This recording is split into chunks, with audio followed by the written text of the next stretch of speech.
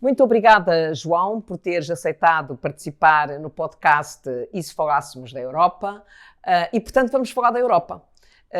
Vamos falar da Europa, que tu conheces bem, foste deputado europeu, e foste deputado europeu num tempo diferente. Foste deputado europeu antes do Tratado de Lisboa. Quais eram, digamos, as insuficiências ou a dificuldade da ação do Parlamento Europeu que tu sentias nessa altura? A podermos comparar experiências. Bem, antes de mais, eu queria agradecer o convite, que me honra e que me dá, sobretudo, prazer.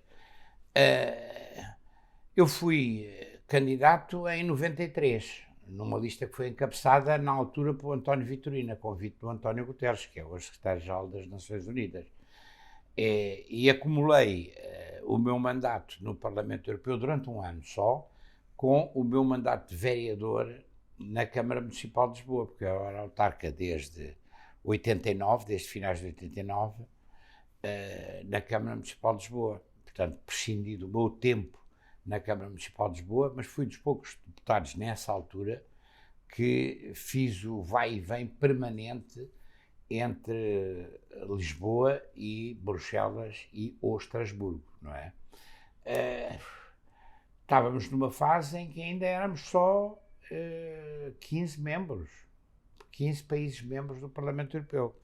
E as complicações de natureza institucional já eram grandes. Eu devo dizer que eu aceitei o convite que o Guterres me fez nessa altura porque queria conhecer por dentro a mecânica europeia. Tinha algum contacto como autarca e também como interessado na vida política europeia, mas não conhecia por dentro. E nessa altura ainda não era casado com uma belga, portanto, depois ganhei uma mais-valia em termos também da ligação com a Bélgica. E acho que fiquei a conhecer razoavelmente, embora lá tenha estado só um ano. Depois prescindi do meu mandato, renunciei ao meu mandato, quando chegámos às eleições legislativas e antes das eleições legislativas, não queria que se pensasse que estava a condicionar a minha renúncia a termos ganho ou não as eleições legislativas, como ganhámos em 95, foi quando o Guterres depois foi primeiro-ministro. O sentimento com que eu fiquei é que a Europa estava a ter dificuldade em governar-se a si própria e houve ali uma tentação grande de alargar antes de fazer as reformas institucionais que, na minha perspectiva, se impunham. E, portanto, há ainda alguma dificuldade nesse plano, embora o Tratado de Lisboa e outros tenham melhorado as coisas. Mas há, como é manifesto, dificuldades em tomar grandes decisões, nomeadamente de matéria estratégica. Mas estamos a falar de 15 Estados-membros.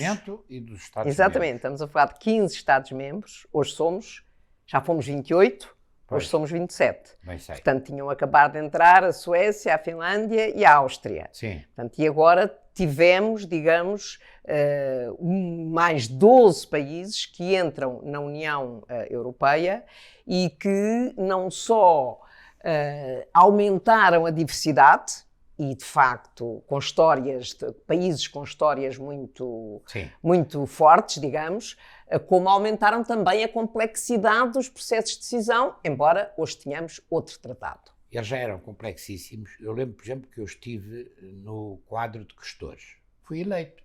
Aquilo resulta, como tu sabes melhor do que eu, estás muito mais atualizada, de um acordo entre os dois grandes partidos. E, portanto, eu fui eleito para o quadro de questores, que é um quadro relativamente pequeno e que tem funções de tutela política da máquina administrativa do Parlamento. E lembro-me nessa altura da discussão que travámos sobre as cabines de tradução, e nomeadamente os catalães e outros que estavam a querer que houvesse tradução simultânea também para as línguas minoritárias. Algumas línguas minoritárias. E, portanto, eu disse, isto já é uma complexidade. Havia, salvo erro, nessa altura... 11 línguas e agora há 24. 11 cabines de tradução. Era uma coisa impressionante. Agora há 24. Agora, vamos lá ver. Eu acredito profundamente, devo ser dos poucos que ainda acredita a fundo no projeto europeu, porque acho que foi o projeto mais revolucionário, no sentido positivo da expressão revolução, e ela para mim tem quase sempre um sentido positivo, que foi feito na Europa e no mundo, talvez no último século. e que tem, infelizmente, na minha perspectiva, tem estado aquém daquilo que seria desejável. Mas também não há que exagerar na visão negativa das coisas, porque apesar de estar aquém daquilo que é desejável, tem sido algo de profundamente positivo para a Europa e para o mundo. Eu gostava, evidentemente, que tivéssemos uma política, sobretudo externa, muito mais desenvolvida do que aquela que temos, mas apesar de tudo, e sobretudo nestas 3 grandes crises que sucederam com uma grande rapidez, viu-se que a Europa melhorou muito em termos do seu comportamento. A crise financeira de 2008-2009 foi para mim um péssimo exemplo. Sim. Mas eu reconheço que a senhora Merkel, de cuja família política, como é sabido, não fazemos parte, melhorou muito entre a crise financeira. Não, aprendeu muito com a crise financeira porque a Alemanha também sofreu contrariamente. No sentido positivo. Exatamente. Portanto, eles também, o papel negativo daquele ex-ministro das Finanças alemão também parece-me que houve ali uma marca pessoal que também foi particularmente negativa. E depois, na crise do Covid e na crise dos refugiados, o comportamento dos grandes países, e nomeadamente da Alemanha, foi completamente diferente. E agora, neste contexto internacional muito complicado que estamos a viver, seguramente o mais complicado desde o fim da Segunda Grande Guerra Mundial e o mais dramático, também acho que a Europa tem estado melhor. Claro que eu não gosto de ver o senhor compatriota da minha mulher, portanto, meu compatriota por afinidade, o senhor Louis Michel, a fazer Carlos aquelas Michel. cenas que fez com Charles a senhora Michel. Úrsula. Louis Michel era o pai. O pai era o Charles. O pai era o Louis Michel, este é o Charles. Este é o Charles.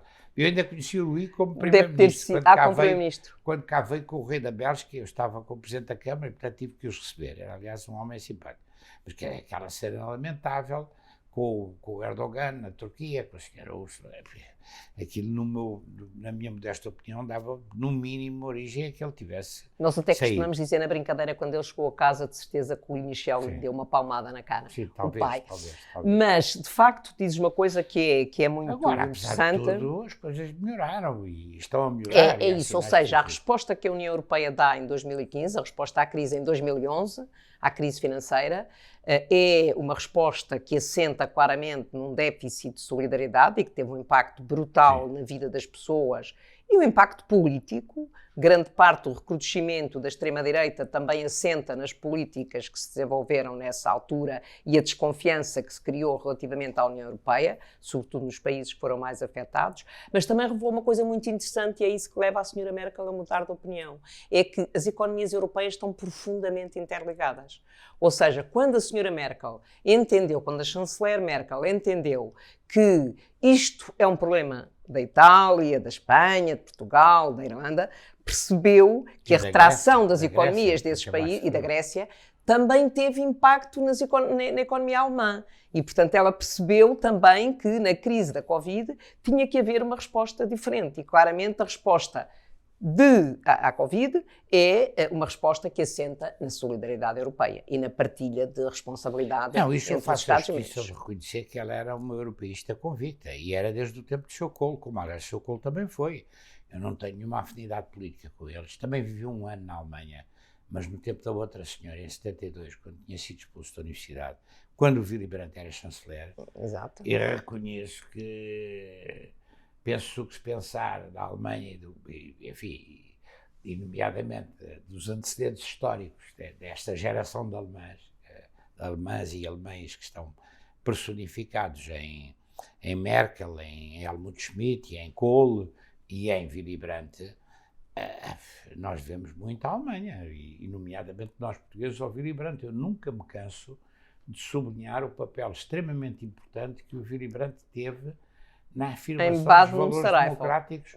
E em Bad Münstereifel. Pois, Bad Münstereifel e tudo o resto, quer dizer, ela apostou Bad Münstereifel na criação do Partido Socialista. Exatamente. Quem nos está a ver ou a ouvir pode não saber que se trata disso. O Willy Brandt era talvez o único homem, o único alemão, se não era o único, é muito difícil encontrar outro, que tinha legitimidade para fazer o que ele fez quando era chanceler da Alemanha e foi a Varsóvia, no quadro da política de abertura a leste que ele teve, e que foi precursora também, muito mal entendida na altura, e para ajoelhar como ajoelhou depois de depositar espontaneamente, uma coisa que hoje está mais que provada, quando depositou uma coroa de flores às vítimas do gueto de Varsóvia, junto com as autoridades comunistas da Polónia nessa altura. Agora, portanto, eu continuo a acreditar, aliás, acredito cada vez mais, e acho que esta crise tem demonstrado como a Europa é precisa e como temos que fazer um esforço para renovar e para melhorar o nosso trabalho. É verdade que se cresceu demais, talvez tivesse sido preferível crescer de uma forma mais prudente, ter feito as mudanças, mas também admito a posição de alguns que acham que se não se tivesse crescido também nem se tinham feito as mudanças. Eu lembro-me da célebre conferência nessa altura em Cardeça, em que eu lá estive, e também o Vitorino, que nisso um papel também muito ativo, só se falava da Conferência Internacional e da alteração, e depois só se falava da possibilidade da Constituição Europeia. Eu acho que a Constituição nem é nada absolutamente imprescindível. Não, a Constituição só não foi ratificada porque se chamava Constituição. Exatamente. Porque o texto do Tratado de Lisboa não é significativamente, não se chama Ministro dos Negócios Estrangeiros, chama-se Alto Representante para a Política Externa. Portanto, são coisas desta natureza, porque, de facto, o Tratado de Lisboa apoia-se completamente na Constituição, no Tratado Constitucional, não era Constituição, era Tratado Constitucional. E o Tratado Constitucional só não foi ratificado porque se chamava Tratado Constitucional. Porque em termos de conteúdo era exatamente o mesmo. Pois, talvez também, e o papel que os ingleses tiveram, eu lamento profundamente que os ingleses tenham saído. Acho que foi mau, mas enfim, mas também não é por isso que o projeto deixa de ter validade. E até senti, agora, olhando as coisas de longe e menos de dentro, que havia ali algum sentimento de perda em relação aos próprios ingleses e em relação àquele personagem a questão curioso que tu podes colocar exatamente, a questão que tu podes colocar eu acho que ele já está com má consciência, não será é que teria havido a resposta Covid que houve com a constituição deste Fundo de Recuperação e Resiliência se os britânicos estivessem cá dentro? Podemos interrogar sobre isso? Talvez eu, por acaso, não tive nunca o sentimento de más relações com os ingleses. Eles têm um sistema eleitoral completamente diferente do nosso. Eu lembro-me que até no quadro de questores havia também um inglês e nós fomos à Inglaterra visitar e foi muito curioso porque aquele sistema eleitoral que eles têm aproxima os eleitos dos eleitores, mas também os afasta dos grandes problemas e da possibilidade de se pronunciarem sobre as grandes questões estratégicas da Europa com a mesma vontade com que nós e outros fazemos, vivendo em sistema proporcional. Eu acho que, apesar de tudo, o que importa sublinhar, na minha modesta opinião, é que a Europa continua a ser um grande projeto que tem que ser construído permanentemente. E já dizia o Schuman. Sim, há uma falta de grandes figuras, não é? Também não estou naquele argumento tradicional dos velhos, até porque não me considero velho, no nosso tempo é que era bom. Não, acho que têm aparecido pessoas, o próprio António Costa, enquanto Primeiro-Ministro de Portugal, tem-se afirmado claramente reconhecido como um líder europeu. Como uma figura europeia. Agora, não há ali, quer dizer, já não há Schumann, não há o Delors, era preciso ali, por exemplo, o Juncker, que era um senhor extremamente simpático, depois também fez umas cenas lamentáveis, quer dizer, tem que se evitar, o Michel de quem estávamos a falar, que eu tratei por Luís, mas que era Charles, também escusava de ter feito aquelas coisas. A senhora à partida tem uma grande simpatia por ela, a Úrsula, mas ainda não percebi se aquilo tem consistência. Pareceu-me ter nesta crise agora há quem me diga, mas eu não vou citar as minhas fontes, que aquilo também é muito virado para o mediático, mas o mundo contemporâneo vive todo destas coisas, quer dizer, nós vemos os presidentes dos Estados Unidos e até da Rússia a comunicarem pelas redes sociais e pelos twitters e por essas coisas e a pensarem. Esse é um dos grandes desafios do mundo contemporâneo, também da Europa, que é como é que nós adaptamos um quadro democrático sólido, como é o nosso na Europa, estas mudanças todas de comunicação que se verificaram, não é? E estas alterações. Mas relativamente a Juncker, que fazia aquelas cenas gagas de vez em quando, não era? O Juncker tinha uma grande vantagem e, de facto, foi que era a capacidade que ele tinha de lidar com a diversidade. Não, Ou seja, eu lembro-me de todas as discussões. Se eu tivesse sido como tu, teria votado nele, como aliás votei num outro. Que apesar de não ser da nossa família política. Exatamente, como um outro foi corrido, que era o Santer. Eu defendi na altura e defendi. Fomos poucos dentro do grupo socialista. Estava lá com o Vitorino, com o António Campos, com outros. O Guterres, aliás, deu-nos carta branca para tomarmos a posição que entendêssemos. E eu defendi que nós devíamos votar no Santer. Primeiro porque era um homem de um pequeno país, no qual nós tínhamos uma comunidade muito grande e que tinha sido muitíssimo bem acolhida e estava muitíssimo bem integrada, e depois porque não era um conservador puro e duro. Sim, e o Juncker também não era um conservador, não, claro e mesmo em toda aquela fase, por exemplo, em que Portugal teve em risco de ter sanções por não respeitar as regras do déficit e da dívida, que espero que mudem rapidamente, e Juncker soube sempre lidar, soube sempre puxar pelos aspectos positivos e lidar com a diversidade. E ele fez a demonstração de que aquele holandês, parece que era da nossa família, exatamente, que era o presidente do Eurogrupo, não tinha razão, porque quem bebia demais não eram os portugueses, era o presidente da Comissão. Exatamente, e, portanto, exatamente. Aquela gracinha de mau gosto que esse holandês, espero que se tenha arrependido de fazer. De certeza, porque isso vai acompanhá-lo até o resto da vida. Na prática pelo presidente da Comissão Europeia que era injusta para nós. Não, as presidências, tu há bocadinho dizias que ainda não se percebeu bem, e eu percebo completamente a tua questão, se há aqui um excesso há aqui um excesso de protagonismo ou de poder político, no caso da von der Leyen. Sim, alguém me disse que alguém que foi colega dela no mandato anterior. Num conselho, ela era ministra ou foi ministra da Defesa, e portanto... E ela também ela esteve na Comissão também. Na Comissão... Acho que ela terá estado na Comissão.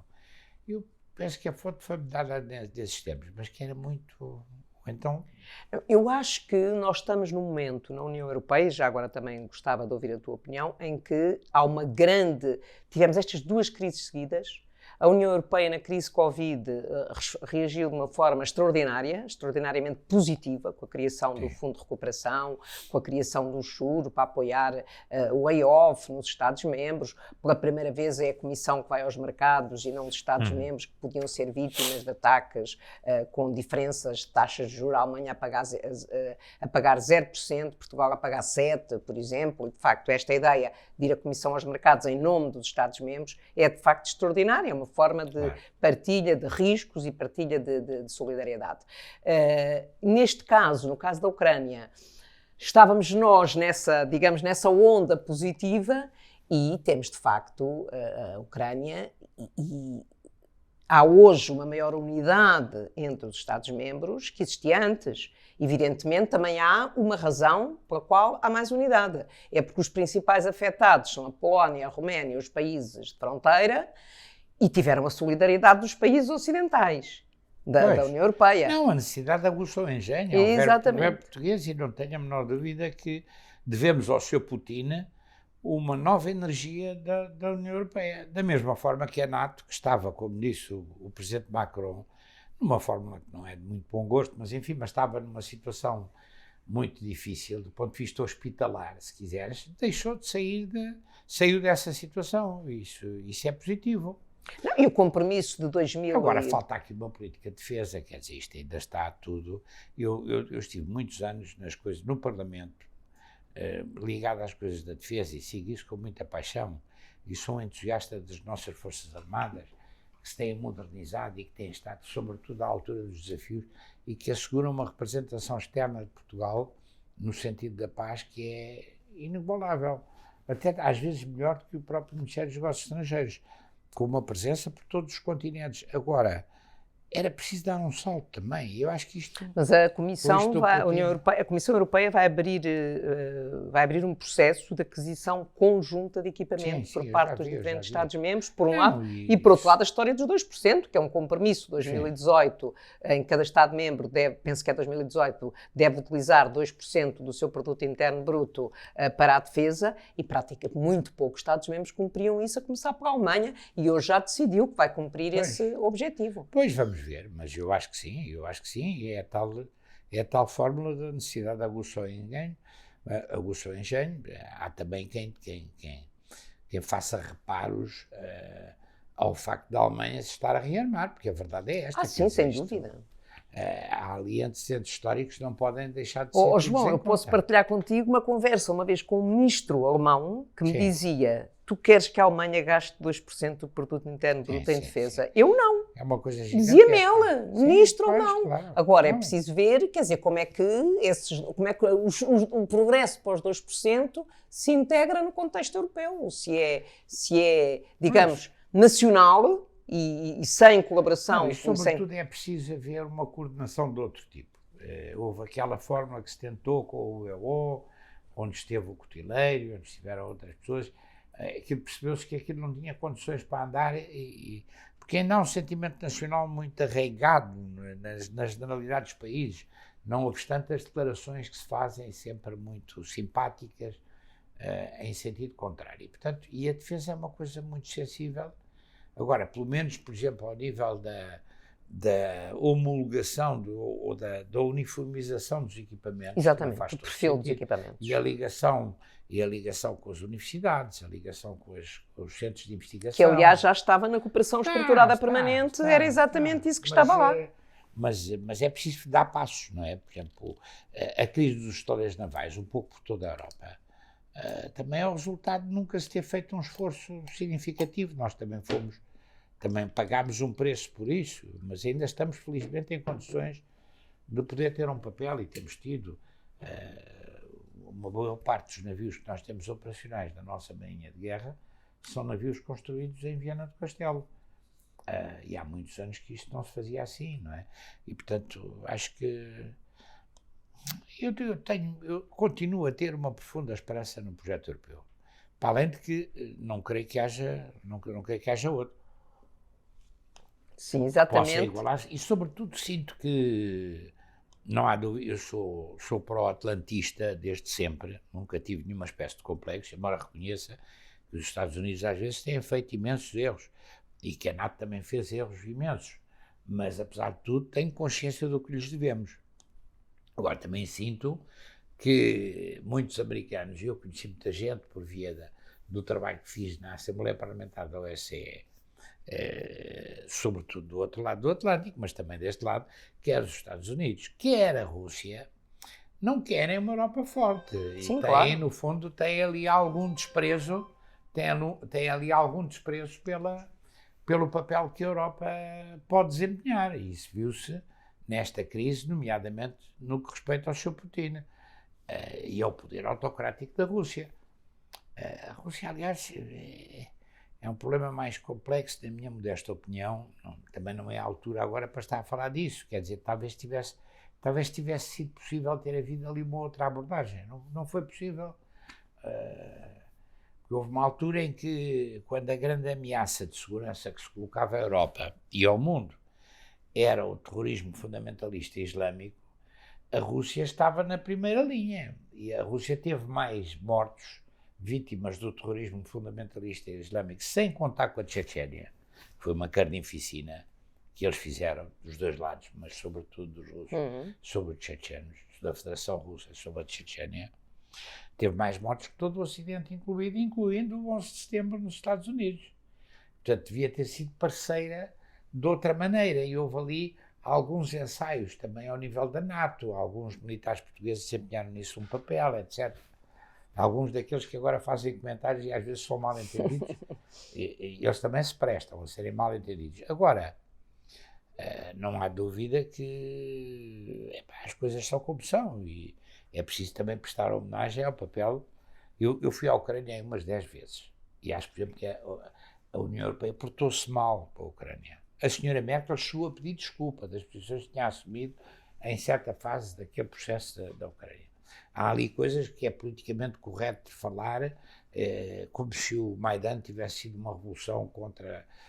Bem, a extrema-esquerda diz que houve um golpe fascista ou proto-fascista quando foi Maidan. Eu estive em Maidan dezenas, olha, está lá uma colega, uma camarada nossa, que é a Isabel Santos, com quem fui a Maidan mais do que uma vez nessa altura.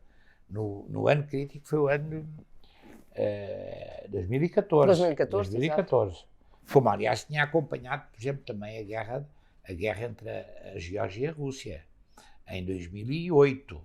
Em 2008, eu tinha acabado de ser eleito presidente da Assembleia Parlamentar da OSCE. E fui quer a Moscovo, quer a Tbilisi nessa altura.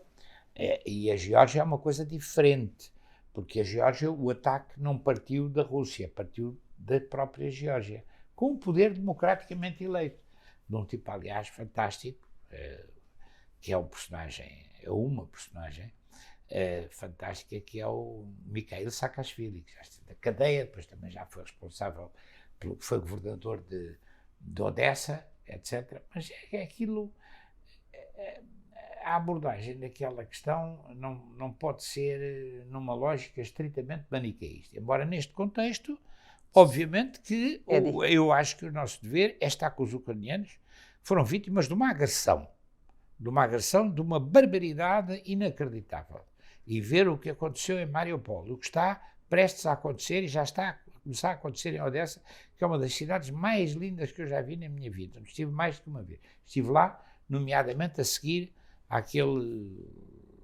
designado massacre, quando na Casa dos Sindicatos morreram queimadas à volta de 30 pessoas. Portanto, acompanhei isso tudo muito importante. E a segurança da OSCE não queria que nós lá fôssemos. E nós tínhamos lá, eu fui com o Nuno Paixão, que é um quadro da Assembleia da República, e nós tínhamos lá portugueses, que aliás eram responsáveis pela maior cimenteira da Ucrânia, que era em Odessa, que era da Teixeira Duarte, da Simpor, completamente gerida por portugueses, e nós dissemos, nós não precisamos de proteções nenhumas especiais, porque nós portugueses não. Somos um povo pacífico e felizmente temos uma rede muito boa de apoio por todo lado. Agora, neste contexto, quer dizer, tendo Putin cometido um crime que eu julgava impensável e uma insensatez inacreditável, que foi ordenar um ataque, eu 3 dias antes não era capaz, reconheço, não seria capaz de imaginar que fosse possível fazer uma coisa desta. Eu não conheci o Putin nunca, mas fui várias vezes a Moscou, conheci bastante o bem Lavrov. O Lavrov. O Lavrov é um tipo de grande categoria. Sim. É um tipo de grande categoria, viveu 6 anos nos Estados Unidos, fala inglês melhor do que eu, arranha francês, não fala tão bem como eu francês. É um tipo culto. Como é que é possível que um homem com aquele nível de preparação e de cultura diga as barbaridades que ele tem dito? É verdade, também como é que eles inventaram aquela história dos nazis? É uma coisa completamente inventada. Eu esfiei 3 missões de observação das eleições, eu esfiar mesmo, não era? Também fui membro de outras. Quando foi eleito Yanukovych, quando foi eleito o Poroshenko, que foi o último antes agora do Zelensky, que eu não conheci pessoalmente. O Zelensky é, de facto, uma carta fora do baralho. Fantástico. E eu presto-lhe aqui uma grande homenagem, porque é um tipo de grande categoria. Há uns tipos, sobretudo à esquerda, que fala com desprezo, era ator. Agora, o problema de ter sido ator, muito bem. É um tipo que comunica de uma forma extraordinária. Por isso mesmo. 2 dias depois as pessoas dizem, ele já não está lá, já deve estar nos Estados Unidos. Ele deu aquela resposta magistral. Quer dizer, eu não preciso de um táxi em francês. Eu não preciso de um táxi, eu não preciso de transporte, eu preciso de armas para me bater. E nunca saiu de Kiev, tem estado a receber, espero que esteja a receber hoje ou amanhã, e não estou a cometer as inconfidências que cometeu o Presidente da República, o nosso Primeiro-Ministro, em Kiev. E honra-lhes seja por estarem juntos lá. Agora, aquilo, eu nunca pensei que aquilo fosse possível, porque aquilo é de facto um disparate. Eu acho que é o Charles, como é que se chama o homem que é belga e que ainda está vivo, que foi secretário-geral da NATO durante muitos anos e foi também membro de um governo socialista na Bélgica. É o Charles Michel, sabe? Não, Luís Michel é o outro. Não, Charles tem o nome meio flamengo, mas ele não é flamengo. Eu sei de quem é que tu estás a falar, mas também não me lembro do nome. Mas não é o Willy Martens, é um outro. Ele deu uma entrevista, salvo erro, ao Soir, que é um dos melhores jornais da terra dele, como tu conheces, portanto em Bruxelas é indispensável ler o Soir. E ele diz que o Putin, entre outras coisas, cometeu o crime de tornar tudo imprevisível, porque aquilo é de tal maneira irracional, introduziu ali um coeficiente de irracionalidade, que é uma coisa muito perigosa. E como disse o Jorge Almeida Fernandes, que é um grande comentador de política internacional do Público, escreveu em tempos, e eu também já citei até em Público várias vezes, porque tenho esse sentimento também ali o que é preocupante não é a força dos russos, é a fraqueza que eles têm demonstrado conjugada com as armas nucleares. Porque o que eu acho que é um crime que não pode deixar de ser condenado é que ele, desde praticamente o primeiro dia, desde os primeiros 2 dias, que ele tem estado a falar das armas nucleares. E de uma forma inacreditável, porque eu vi-o a dizer como todos vimos na televisão, a dizer aos militares, ao Ministro da Defesa, fardados, o dispositivo nuclear tem que estar pronto a responder no segundo em que for preciso. E admito que seja bluff, espero que seja bluff, e desejo que seja bluff. Mas, de qualquer forma, sabendo que aquele poder é um poder autocrático, onde não há contrapoderes, porque quando o Sr. Trump, que as pessoas já não se lembram, mas o Sr. Trump teve pelo menos uma ajuda muito substancial do Sr. Putin para ser Presidente dos Estados Unidos. Sim, claro. Isto dá uma prova da nossa fraqueza. Claro, como, aliás, a senhora francesa, como é que ela diz, Le Pen, também estava a caminho de ter essa ajuda, e como outros tiveram, até se diz que o Chega também já estava na calha para ter alguns apoios, etc. Bem, a verdade é esta. Quer dizer, quando o Trump, eleito Presidente dos Estados Unidos, tem aquela crise com aquele jovem responsável da Coreia do Norte e diz, se eles dizem uma coisa parecida com aquilo que o Putin agora tem dito, e até o próprio Lavrov disse, vão se arrepender porque nem sabem o que é que nós temos uma resposta que já não estarão cá para avaliar, insinuar que ia lançar uma bomba, dar ordem para lançar uma bomba atômica. No dia seguinte, o chefe de Estado-Maior-Geral das Forças Armadas Americanas disse com aquele arzinho todo respeitoso, bem, o Sr. Presidente tem os poderes que tem e tal, e nós respeitamos o Sr. Presidente, mas a decisão de utilização da arma atómica tem contrapesos, o Senado, ou não sei o quê, a Comissão de Defesa, o próprio Estado-Maior das Forças Armadas. O problema ali é que não há esse tipo de contrapesos no sistema checks and balances da Rússia.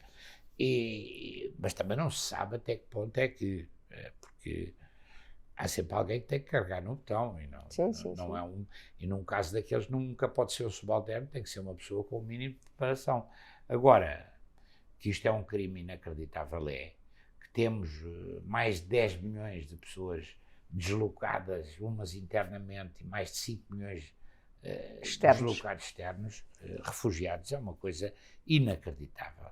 E sem nenhum pretexto consistente, porque dizer nazis, eu estive lá, nunca vi nenhum grupo nazi com significado. Há menos nazis na Ucrânia, da experiência que eu tive das várias eleições em que estive, do que há na Rússia, onde há proto-nazis também, e tipos a fazerem. Agora, há ali um complexo histórico de culpa, porque, evidentemente, o que o Stalin e o poder comunista soviético fez no final dos anos 20 e início dos anos 30, na Ucrânia, que era o celeiro da União Soviética, foi um crime inominável, aquilo que os ucranianos designam por Holodomor. Foram milhões de pessoas que foram mortas de fome, para além das que foram lançadas para o Gulag, no combate contra os camponeses abastados e não abastados. Aquilo foi uma coisa inacreditável. De tal maneira que, de facto, quando os alemães entraram em 41, quando atacaram a União Soviética, e só foram travados lá na zona da base naval de Sebastopol, houve uma primeira fase, talvez uma semana, porque os alemães também se encarregaram rapidamente de desfazer a ilusão que podiam ser libertadores, não é? Mas houve uma primeira semana em que as dificuldades eram tantas em que os ucranianos viviam. Aliás, há romances e há histórias sobre isso. As Benevolentes, de Jonathan Little, que é uma coisa fantástica que eu recomendo vivamente. Quer dizer, e portanto é daí que eles têm esse complexo de culpa. Têm esse complexo de culpa em relação ao que fizeram os ucranianos. Agora, o que é facto é que estamos todos a sofrer com esta guerra, quer os ucranianos, quer a União Europeia, e vamos ver qual é... E a própria Rússia vai sofrer muito. Exatamente. Provavelmente já estará a sofrer muito. Exato. Muito obrigada, João, muito obrigada por teres participado no E se Falássemos da Europa.